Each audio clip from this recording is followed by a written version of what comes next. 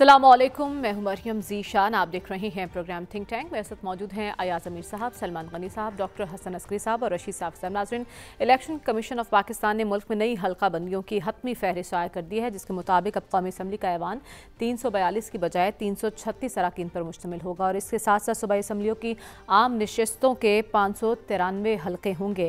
आज जब chief election commissioner साहब से इंतखाबी शेड्यूल के बारे में पूछा गया, क्योंकि कहा जा रहा था कि जब हतमी फहरिस्तें शाया हो जाएंगी तो फर्स्ट वीक ऑफ दिसंबर इंतखाबी शेड्यूल सामने आ जाएगा, जिसके बाद हम इंतखाबी गहमा गहमी देखेंगे। लेकिन जब उनसे सवाल किया गया तो उन्होंने कहा कि 54 इलेक्शन के 54 रोज़ पहले इंतखाबी शेड्यूल सामने आएगा, जो लगभग मिड ऑफ दिसंबर बन रहा है। तो हमारा सवाल आज का ये होगा कि हल्का बंदियों के ऐलान के बाद नई इंतखाबी अमल के हवाले से संजीदा पेशरफ्त सामने आ सकती है या नहीं। अया साहब, इलेक्शन कमीशन तो हमें भरपूर तैयारी के साथ नज़र आ रहा है, लेकिन सियासी कुव्वतें अवामी महाज पर जाने के लिए तैयार नज़र आ रही हैं आपको? देखिए, मैं तो देहाती इलाके का रहने वाला हूँ और वैसे भी हमारा जो चकवाल शहर है वो आधा देहाती है आधा शहरी है। जो इलेक्शन में गहमा गहमी होनी चाहिए, जो यकीन होना चाहिए, वो वहाँ पे नहीं है। पोस्टर लगने चाहिए, ये कोई अब इतना वक्त तो रह नहीं गया। एक आपके पास दिसंबर का महीना है और जनवरी, मतलब 2 माह है और कुछ दिन है।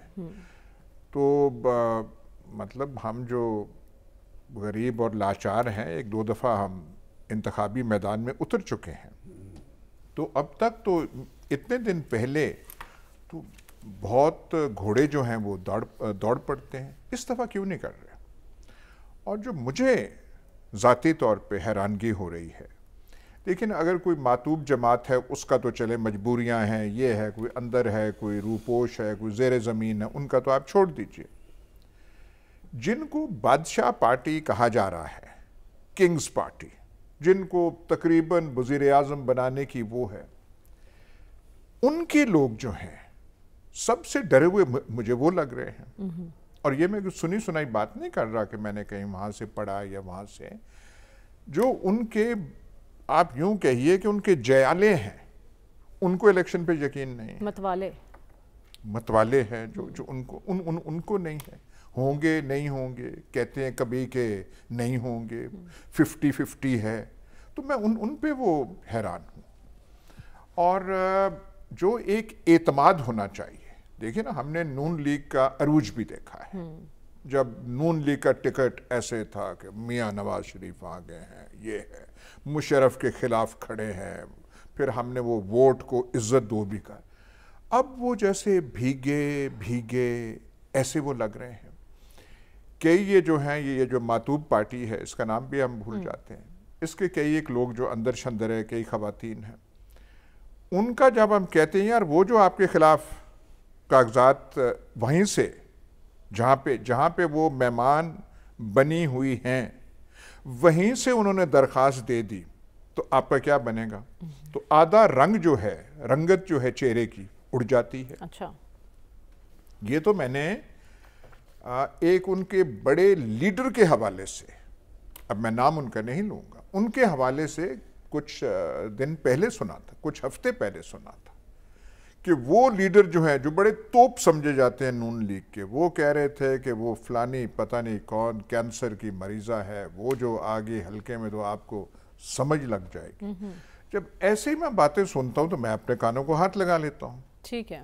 अब हमने जो है चकवाल में हमारे कई दोस्त हैं जो कि इलेक्शन में आते हैं। मैं देखता भाई, आप तैयारी करें, मैदान में आए, आगे जाएं। गाड़ियों वाले जो है, रेंट कार वाले बेचारे मुंतज़िर हैं कि गाड़ियां हमारी रेंट पे लगेंगी।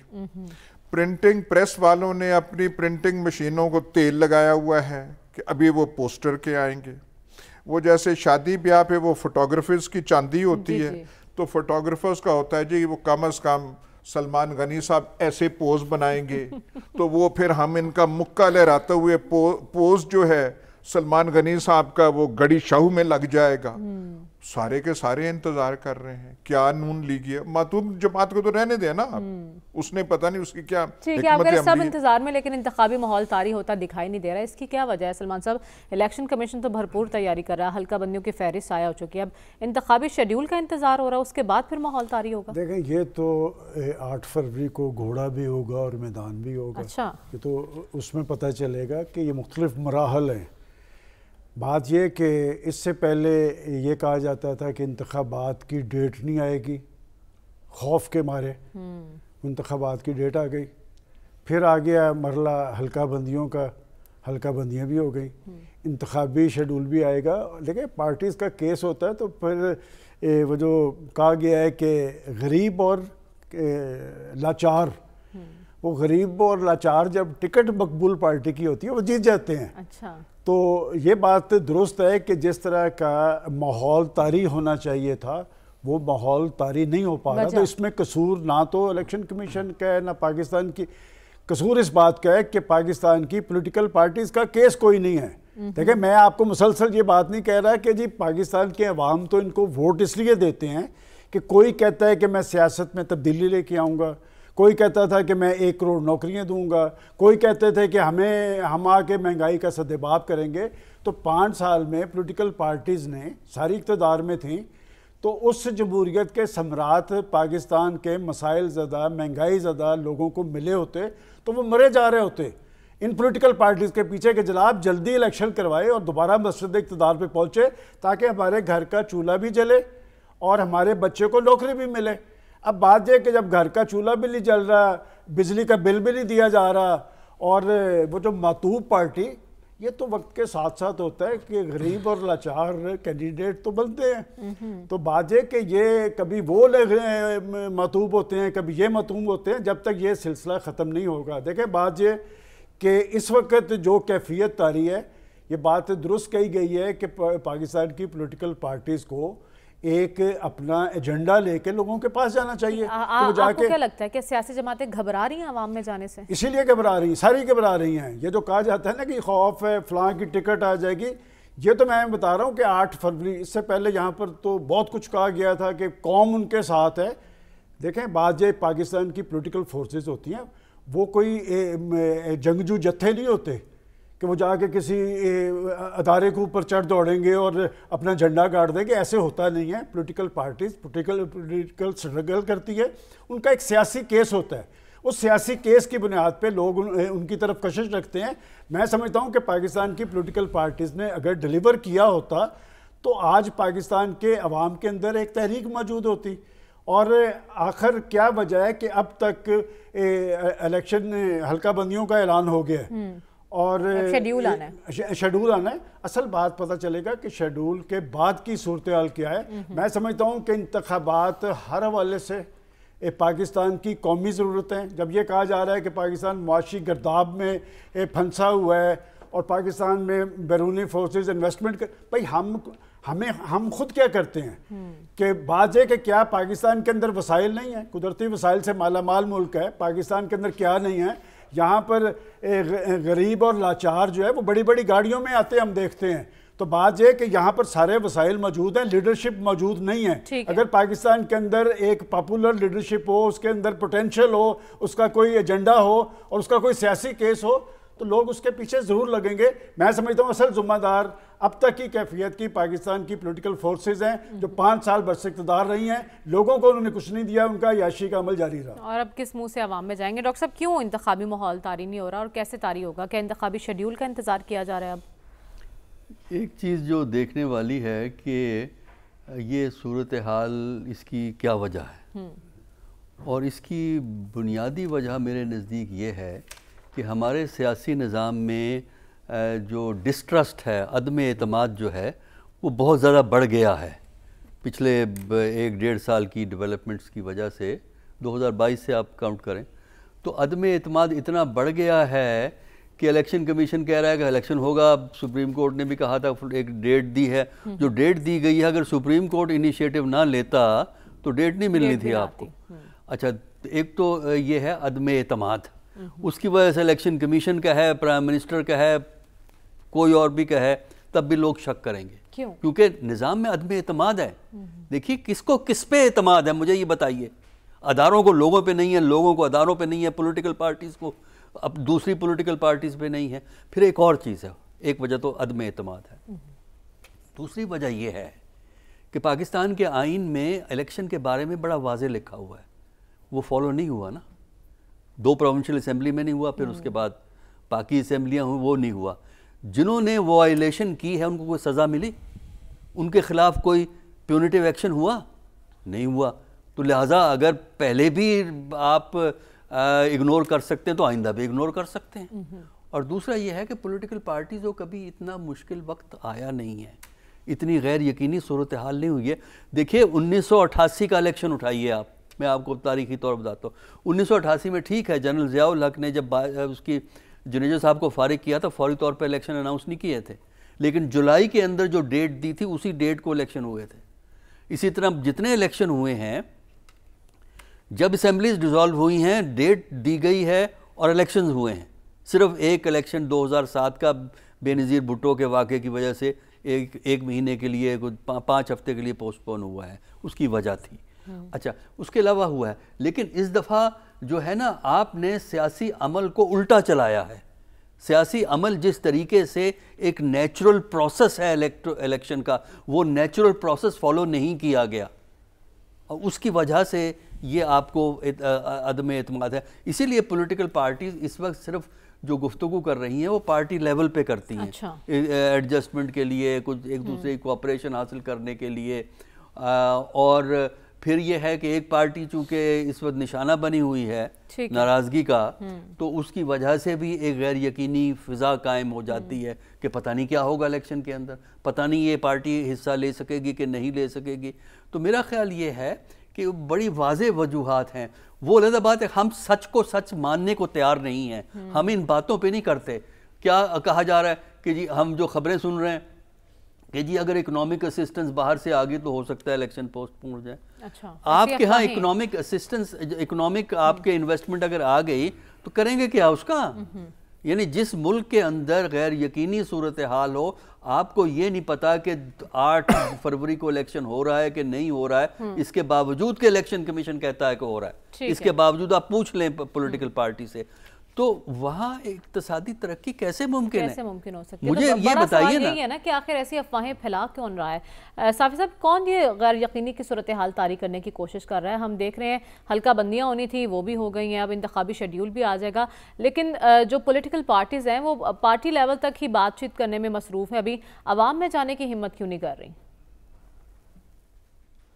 सबसे ज़्यादा भाम तो मरियम थिंक टैंक और आप पे ला रही है। बाकी तो मुझे इतना ज़्यादा मसला है, एक पार्टी के अलावा अगर उनका उस पार्टी का शिराज़ा बिखर चुका है, उनको जो रही सही जो उनकी क़यादत है उसमें किसी नामवर और नुमाया शख्सियत पे जेल में बंद लीडर को एतमाद नहीं है और वो अपनी सियासी सरगर्मियाँ या इंतखाबी सरगर्मियाँ शुरू करने से कतरा रही है या बवजह नहीं कर पा रही है।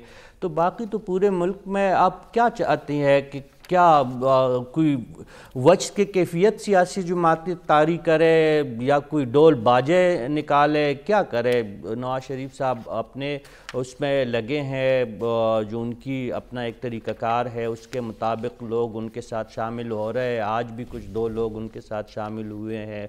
खैबर पख्तूनख्वा में उनकी तंजीम में जो इख्तिलाफ़ात थे वो ख़त्म हो चुके हैं, वो यकजा हो चुकी है। आसिफ अली ज़रदारी साहब क्वेटा में है, अपने कन्वेंशन करवा रहे हैं, अपनी पार्टी की जो है सालगिरह मना रहे हैं, उनके साथ लोग शामिल हो रहे हैं। जहांगीर तरीन साहब मसरूफ़ है, परवेज़ खटक साहब मसरूफ़ है। एक पार्टी को और एक लीडर को अगर वो नहीं आ रहे मैदान में और वो हमें नज़र नहीं आ रहे हैं तो उसको तो आप ये नहीं कह सकते कि ये जो इंतखाबी कैफियत आप पे तारी नहीं हो रही है तो उसका हम क्या इलाज कर सकते हैं? कोई मेरे ख्याल में किसी डॉक्टर से पे रुजू करना पड़ेगा। इलेक्शन कमीशन ज़िम्मेदार इदारा है, वो कह रहे हैं कि इलेक्शन अपने वक्त पे होंगे। आप ख़ुद अपने इब्तिदाइया में बता चुकी हैं कि इंतखाबी हलकों की जो फहरिस्त शाया हुई थी पहले, तो इस पर अबहाम था, उस पर बहुत सारे मसले हैं। पुख्तूनख्वा के 4 नशस्तें कम हुए हैं, इलेक्शन कमीशन कह रहा है कि नहीं कम नहीं हुए। जो जम अजलात थे कबायली उसको एडजस्ट किया गया है, लेकिन उस पर सियासी मसला बनेगा और कुछ लोग शायद अदालत में जाने के बारे में उसकी सोच रहे, वो एक अलग बहस है। लेकिन उसके साथ साथ आज इलेक्शन कमिश्नर आप ख़ुद कह रही हैं कि 54 दिन वो कह रहे हैं कि उसके बाद इंतखाबी शेड्यूल भी जारी हो जाएगा, और अब ज़माना बदल चुका है। बहुत सारी चीज़ें जो रिवायती अंदाज में जलसे जुलूसों के ज़रिए सियासी जमातें या उम्मीदवार अपनी आवाज़ अपने वोटर्स तक पहुंचाया करते थे, वो एक क्रेडिट जाता है पीटीआई को कि उन्होंने सोशल मीडिया का बहुत गलत और लेकिन कई मामलों पे मुअस्सर अंदाज में इस्तेमाल भी करना लोगों को सिखाया है। तो उम्मीदवार सोशल मीडिया के ज़रिए वो सरगर्म है, वो अपनी आवाज़ लोगों तक पहुंचाना चाहते हैं। और अगर इसको भी चले, मैं मान लेता हूं कि ये इस हवाले से भी आपकी बात अगर दुरुस्त तस्लीम की जाए कि कोई आप पे कैफियत इंतखाबी मुहिम की नहीं तारी हो रही है, तो उसके हवाले से फिर एक सवाल जो उठाया जा रहा है कि बंदोबस्त किया गया है कि नवाज शरीफ साहब और उनकी जुमात ही हुक्मरान जुमात होगी, तो फिर बाकी जुमातें अपनी एनर्जियाँ क्यों उस पर ज़ाया करें, और वो उसके लिए जो रिवायती अंदाज में इंतखाबी मुहिम है वो फिर क्यों चलाए। और क्या इंतखाबी मुहिम के हवाले से हम ये कह सकते हैं कि कोई मुअस्सर इंतखाबी मुहिम अगर चलाएगा तो वही जुमात जीत पाएगी? क्या हम में इतनी सियासी शऊर आ चुका है कि हम जो अपने वोट का इस्तेमाल जो है वो पार्टियों की मंशूर और पार्टियों के जलसी जुलूसों में जाके हम ये डिसाइड करने के काबिल हो चुके हैं कि हाँ ये जुमात मेरे लिए ठीक है, हाँ इस जुमात का ये उम्मीदवार मेरे लिए ठीक है? क्या हम वोट इस बुनियाद पे डालते हैं कि बंदा जो है वो मुल्क कौम के लिए ठीक है, कि हम इस बुनियाद पे वोट डालते हैं कि कम्बा, बिजली, रोड, नाली, ताना, कचहरी, गनी, लेकिन अभी तक हमने जो तकरीरें सुनी है वो इल्ज़ाम तराशी के सिवा कुछ नहीं है। बात हो रही है कि सियासी जमातें अवामी महाज पर कब हमें इंतखाबी मुहिम लड़ती हुई दिखाई देंगी। तो या सब आपको लगता है कि सियासी जमातों के पास कौमी मसाइल का हल है, या वो इल्ज़ाम तराशी हमने देखनी है मुहिम के दौरान? वो एक मुझे ये बताएं, अब ये हमारे जो मुहाफ़िज़े KPK हैं जो चीन का दौरा करके अभी आए हैं, एक जमात का शिराजा बिखर गया है। जब इन पे कभी राज मुनकशफ होते हैं तो अपनी ज़बान से कहते हैं कि KPK की सारी जमातें एक तरफ, तो वो जो जमात है उसका वोट बैंक ज़्यादा है। ये खुद फरमा चुके हैं, एक से ज़्यादा दफ़ा वो जो है वहाँ पे एक जमात के वो लीडर अंदर हैं, फलाने हैं। जो कुछ हो रहा है वो हमारी आंखों से ओझल है। जब ऐसी बातें होती हैं तो फिर जब दूसरी तरफ से हम कहें भाई ये हो रहा है, ये हो रहा है, ये हो रहा है, तो आपके माथे के पसीने छूटने लग पड़ते हैं कि वहाँ आप क्यों वो चले गए हैं। तो जो कुछ हो रहा है हम इतने मासूम और भोले ना बने कि यहाँ क्या हो रहा है, जिक्र नहीं करते, मसलहतन नहीं करते तो ठीक है। पर ये जो है, जो इस वक्त सूरत हाल है जो नहीं हो रही, शिराजा बिखर गया है, तो फिर उस पे पाबंदियां थोड़ी कम कर देना, देख लें। फिर आप साफी साहब की बातों का जवाब दे रहे हैं, मैंने आपसे सवाल कुछ और किया है। क्या आपने किया है कि इन सियासी जमातों के पास कौमी मसाइल का हल है? हमने इल्जाम तराशी देखे। भाई बात सुने, हल है या नहीं, फैसला किसने करना है? फैसला सियासी पार्टीज के पास है या नहीं, वो अवाम ने करना होता है। ठीक है, इलेक्शन में करना होता है, या कोई और तरीका है, या आप किसी वो ATM मशीन में जाके आप वो दबाएंगे कि कौन सा वो करना है। आप करते ऐसे हैं, अपनी अपनी बात करते हैं वो, और आप एक अवाम से पूछते हाँ भाई किसको आपने पजीराई बख्शनी है। अब जो डॉक्टर साहब ने आपसे कहा कि 2 दफ़ा जो सूबाई इलेक्शन जो हैं पता नहीं वो कहाँ चले गए, कौन सी कौमी वो ज़रूरत थी, मसलहत थी जिसके तहत वो नहीं हुए। अब जो है ये क्यों हिचकिचाहट है इलेक्शन के बारे में। सिकंदर सुल्तान राजा साहब, दी ऑनरेबल सिकंदर सुल्तान राजा साहब जब कुछ फरमाते हैं, उनकी बातों पे कौम को यकीन क्यों नहीं आता? ठीक है, वहां पे आपके जब बात ऐसी शुरू हो तो आप कहती हैं ठीक है, वक्त कम ठीक है, मुझे आगे बढ़ना। वक्त यहाँ पे आप जाएंगे तो पता नहीं लंबा वक्त वहां पे होगा। सारा कुछ आपके सामने है चीज। देखिए ना, मैं सिर्फ एक बात करूंगा, अगर खुल के बात नहीं कर सकते तो फिर गरेज करके ये करें। फिर आधी बात आप जब करते हैं फिर उसका जवाब भी आता है। ठीक है, ऐसी बात नहीं, बाकी बातों का जवाब हम सलमान साहब से ले रहे थे ना। सलमान साहब, जैसे कि अयाज साहब ने जिक्र किया, आपकी भी मुलाकात हुई है कोर्ट में कल परवेज़ इलाही साहब से, उनकी इस माहौल के बारे में क्या सोच है? देखिए, मैं उनको कोर्ट तो नहीं करूँगा, मेरी उनसे बिल्कुल मुलाकात हुई है, लेकिन अभी जो कहा गया है कि असम्बलियाँ टूटने के बाद इलेक्शन क्यों नहीं करवाए गए, तो मैं ये ज़रूर कह सकता हूँ कि आज पाकिस्तान के हालात जिस नैज पे पहुँचे हैं उसके पीछे एक ख़ास माइंडसेट था। अच्छा। अगर पाकिस्तान की कौमी असम्बली से एक बड़ी पार्टी अपने अरकान असम्बली को बाहर ना निकालती, वही पार्टी अपनी हुकूमतें ना तोड़ती, अपनी सूबाई असम्बलियाँ ख़त्म ना करती, तो ना 9 मई का वाक़या होता और ना पाकिस्तान के अंदर ये सूरत हाल तारी होती। जहाँ तक आपने चौधरी परवेज़ इलाही साहब की बात की है, देखिए बात यह है कि जो भी पॉलिटिकल बंदा है PTI का, वो अब पॉलिटिकल तर्ज अमल अख्तियार करता नज़र आ रहा है। वो ये कहते हैं कि हम पॉलिटिकल पार्टी से बातचीत करना चाहते हैं। खान साहब एक स्टेप पीछे ले चुके हैं, कि मैं आपको पूरे वसूख से बता रहा हूँ जो ज़िम्मेदार हैं, मैं उनका नहीं नाम ले रहा जिनको अब मुसल्लत किया गया है। कोई 1 साल पहले PTI में आया, कोई 6 माह पहले आया है। परवेज़ इलाही साहब एक पॉलिटिशियन है, पंजाब के सेंसेबल आदमी है, पॉलिटिकल तर्ज अमल की बात करते हैं, और जब वो ये कहते हैं और उनके हमनवा जो लोग जो सियासी सोच और अप्रोच रखते हैं कि अब आप एक कदम पीछे रखने का, हर काम का एक वक्त होता है, कि अगर उस वक्त सियासी तर्ज अमल का, यही परवेज़ इलाही साहब मिन्नतें तरले करते थे कि ये काम ना करें, और मैं आपको कसमन हल्फन कहता हूँ कि इनकी कैबिनेट के 99% वज़रा, इनका स्पीकर सब्तैन खान, कि हमें नहीं पता ये क्या चाह रहे हैं। तो बात ये होगा सियासी तर्ज अमल, मैं समझता हूँ कि बिल आखिर सियासी तर्ज, मैं तो कल की जो खबरें आ रही हैं कि जी वो अब कह रहे हैं कि रियासती इदारों से लड़ाई नहीं होनी चाहिए। भाई रियासती इदारों से लड़ाई बनती नहीं किसी पॉलिटिकल पार्टीज़ की, आपका एक सियासी केस होता है। बात यह कि सियासी तर्ज अमल से रास्ते खुलते हैं। अगर PTI के अंदर ये जहन कार फरमा है कि सियासी तर्ज अमल अख्तियार करना है और सियासतदानों से बातचीत करनी है, रास्ते खुलेंगे।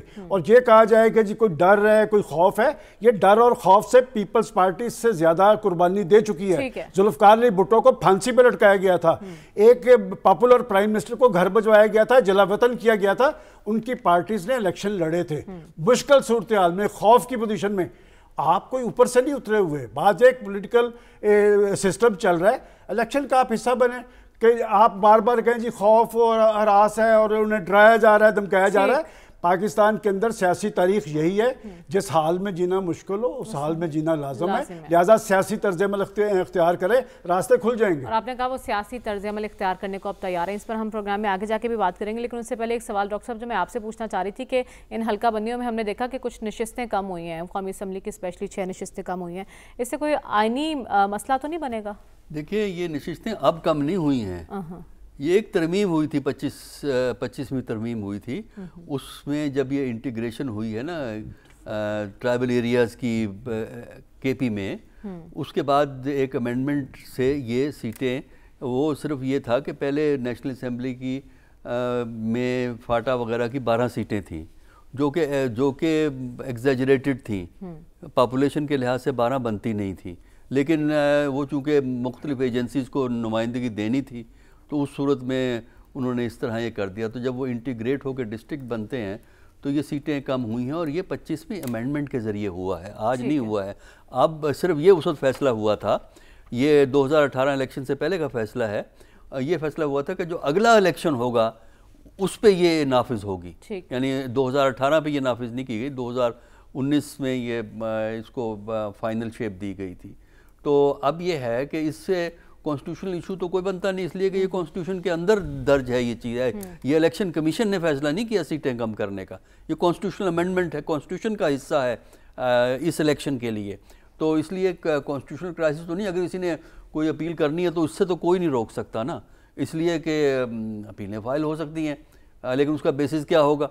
कॉन्स्टिट्यूशन जो असेंबली जो अमेंड कर देती है किसी चीज़ कॉन्स्टिट्यूशन को, तो फिर आप किस हिसाब से इतने अरसे के बाद, ये कल की बात नहीं है, इतने अरसे के बाद जाके सुप्रीम कोर्ट से कहेंगे कि वो जो अपने पहले हुआ था वो गलत हुआ है। ठीक है, नहीं कह रहे आप अभी कोई आईनी मसला आपको दरपेश नज़र नहीं आ रहा। लेकिन साफी साहब हम बात करें इंतखाबी अमल की, क्या आपको इंतखाबी अमल अवामी इश्यूज़ के साथ मशरूत होता दिखाई दे रहा है मुस्तकबिल में? देखिए, पहले मैं ये जो फाटा की मर्जर की जो बात हो रही है ना, इसका मसला बन चुका है, कई लोग अदालतों में जा चुके हैं और ये अब एक अनहोनी सी बात कही जा रही है कि इस बात पे तो हम सब मुत्तफिक है कि पाकिस्तान अगर किसी शोबे में तरक्की कर रहा है तो वो आबादी है।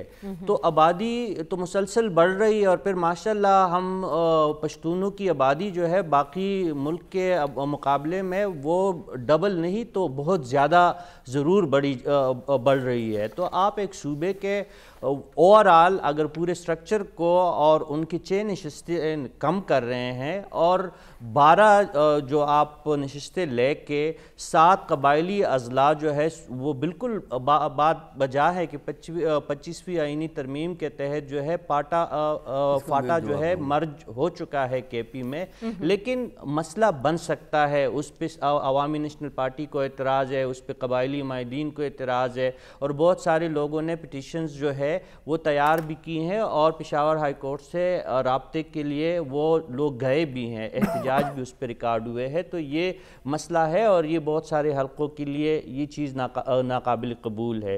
बाकी जो बात की जा रही थी आपकी जो आपने पूछा है वो अपनी जगह पे एक अहम बात है, लेकिन मैं ये पूछना चाहता हूँ कि इस वक्त जिस पार्टी के बारे में किंग्स पार्टी का नाम जिनको दिया जा रहा है उनके बारे में भी अभी यहाँ पे कहा गया है कि उनको भी मसले मसाइल है और उनको भी यकीन नहीं है अपनी जीत का या बरवक्त इंतखाबात का। तो फिर ये सारा सिलसिला तो अपने सियासी जमातों के अंदर ही है ना, फिर तमाम सियासी जमातें मिल बैठ के कुल के ये क्यों नहीं कहती? चले एक पार्टी अगर नहीं कह सकती तो पीपल्स पार्टी और पीडीएम की जमातें कुल के ये बात क्यों नहीं कह पा रही कि उनको ये मसला है? और दूसरे कमबख्त निगरान हुकूमतें जो है वो उनकी परफॉर्मेंस इत्तेफाकन ठीक है, वो जिस मुल्क में भी जाते हैं चाहे कुछ भी ना मिले लेकिन परसेप्शन अच्छा लेके आते हैं। अभी मशरक़ वस्ता से जो 20-25 अरब डॉलर की बात हो रही है और जो स्टॉक मार्केट अपने ही रिकॉर्ड मुसलसल तोड़ रही है, तो उसके नतीजे में भी फिर जो सियासी जमातें नाकाम हुई है माजी करीब में उनको फिर खदशात लाहक हो जाते हैं कि शायद इलेक्शन नहीं हो रहे, ये लोग अच्छा साबित फाटा की बात किया कि उस पर अभी भी बहुत से इश्यूज हैं, उस पर डॉक्टर साहब भी कुछ कहना चाहते हैं। लेकिन डॉक्टर साहब वक्त कम है, मैं ब्रेक के बाद आपके पास आऊंगी और ब्रेक के बाद हमें बात करनी है पीटीआई इंट्रा पार्टी इंतखाबात करवाने जा रही है और जो नामजदगी सामने आई है कि उस नामजदगी के बाद पार्टी मुत्तहिद रह पाएगी, इस पर बात होगी इस ब्रेक के बाद। Stay with us.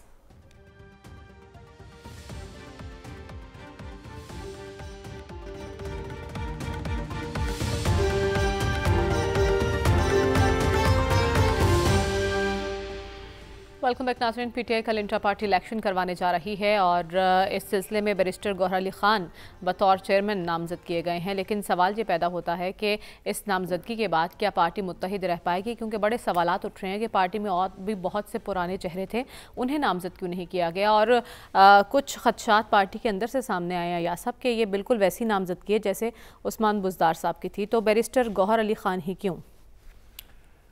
मैं आपके साथ आपकी आवाज़ में शामिल हो जाता हूँ और जो सवाल आपका है पार्टी मुत्तहिद रह सकेगी या नहीं, कहीं जाके दुआ करते हैं कि मुत्तहिद ना रहे, शिराजा इसका बिखर जाए, तितर बितर हो जाए ये पार्टी। हम बिल्कुल आपके साथ शामिल हैं। ढीठ पार्टी ऐसे हो जो नहीं रहा। आप बताएं हकीम वो कौन है, सलीम वो सुलेमान दवाखाना, वहां से कोई फक्की ले आए, कोई माजून ले आए कि इनका कोई बेड़ा गर्क हो। आपको लगता है कोई रद्द अमल नहीं पार्टी में इस नामजदगी पर?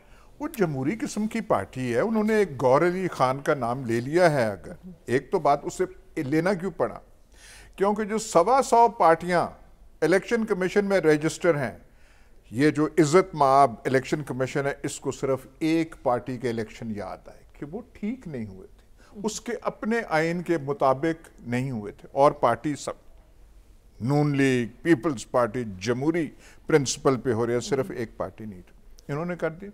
ढीठ पार्टी है, ठीक है, शिराजा नहीं बिखर रहा, हम आपके साथ शामिल हैं कि टूटे ये पार्टी नजर आ रही है। सलमान साहब, आपकी नजर में एक वकील का इंतखाब क्यों किया गया चेयरमैन के लिए? देखिए, मैं तो किसी पॉलिटिकल पार्टी को ढीठ पार्टी नहीं कहूँगा, और ये बात दुरुस्त कही गई है कि पाकिस्तान की पॉलिटिकल पार्टीज पाकिस्तान के अंदर तो शफाफ इंतखाबात चाहती हैं, जमहूरियत की बात लेकिन जमहूरियत की बात करती हैं, ना पार्टीज़ अपने अंदर शफाफ इंतखाबात करवाती हैं और ना पार्टीज़ के अंदर जमहूरियत है।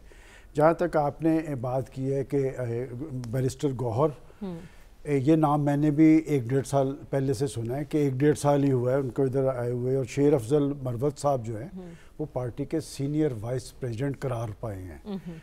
और बात यह कि आखिर पार्टीज़ के अंदर जो लोग मौजूद होते हैं उनको पजीराई क्यों नहीं मिलती। और शेर अफजल मरवत साहब के हवाले से मैंने रात हामिद खान साहब को सुना एक चैनल पे, वो पार्टी के सेक्रेटरी जनरल रहे हैं और वो साहिबुर राय आदमी हैं। आजकल वो अपनी पार्टी की लीडरशिप का केस पेश करते नज़र आ रहे हैं।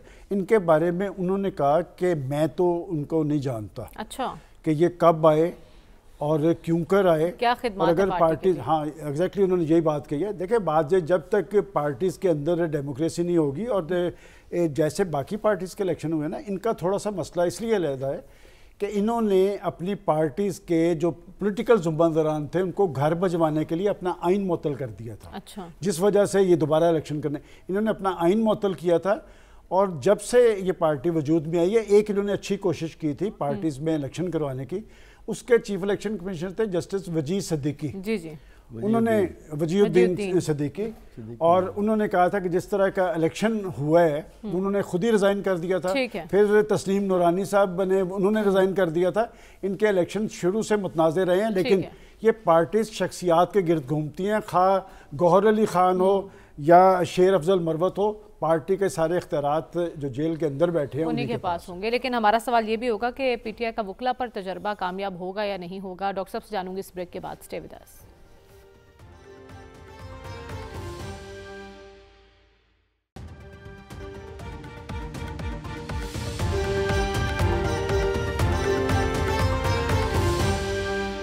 वेलकम बैक नाज़रीन। डॉक्टर साहब, आपके मुताबिक पीटीआई की हिकमत अमली दुरुस्त है, एक वकला को सामने लेकर आना?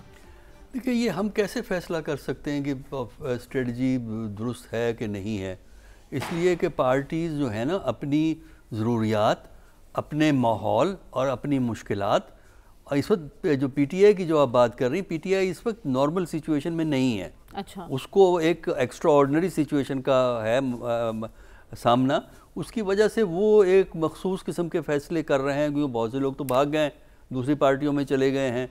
तो इन मखसूस हालात में वो मखसूस किस्म के फ़ैसले कर रहे हैं। जो उनका जो कहना चाहिए केयर टेकर चेयरमैन वो इलेक्ट हो रहा है, ये महदूद केयर टेकर चेयरमैन है। इसी तरह कैंडिडेट्स की उनके लिए मसला है, लेकिन वो लॉयर्स को इसलिए दे रहे हैं कि उनका ख्याल ये है कि गालबन आम कैंडिडेट को तो वैसे ही ये पुलिस जो है ना, पंजाब की पुलिस पकड़ लेगी, तो कम से कम लॉयर जो है वो कंटेस्ट तो कर सकता है ना, वो उसको लॉ का पता होता है। तो आप कह रहे हैं यही बड़ी वजह है, मखसूस हालात हैं, इसकी वजह से ठीक है। साफी साहब, आपको क्या लगता है, बैरिस्टर गौहर बतौर चेयरमैन पार्टी को फायदा पहुंचाएंगे?